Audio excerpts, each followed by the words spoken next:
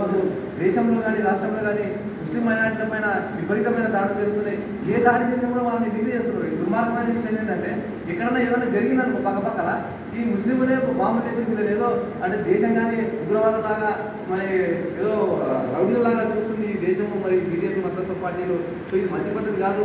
వాళ్ళు కూడా మన దేశంలో పౌరులే మరి భిన్నత్వం ఏకత్వం అంటే అందరం కూడా సర్వసమానమే ఈ దేశంలోని మనకు రాజ్యాంగం చెప్తూ ఉంటే మరి రాజ్యాంగాన్ని కూడా మంట కలిపే విధంగా ఈరోజు బీజేపీ ప్రభుత్వం చూస్తూ ఉంది. కాబట్టి మనం అందరం ప్రతిఘటించాల్సిన అవసరం ఎంతైనా ఉందని ఆవాజ్ ద్వారా అంత రాష్ట్రంలో ఉన్నటువంటి మైనార్టీలు కూడా పెద్ద ఎత్తున బయటకు వచ్చి వాళ్ళ వాక్ బిల్ కూడా చాలా దుర్మార్గం. వాళ్ళ ఆస్తులు వాళ్ళ ఎప్పుడో పూర్వంలో ఉన్నటువంటి వాళ్ళ పెద్దలు వాళ్ళకి ఇచ్చిన ఆ ఆస్తులను కూడా ఈరోజు గుంజుకునే ప్రయత్నం చేస్తుంది బీజేపీ ప్రభుత్వం. ఎందుకంటే ఆ వాక్ చట్టాలు తెస్తే ఇవాళ వాటి డాక్యుమెంట్లు కూడా లేవు వాస్తవానికి.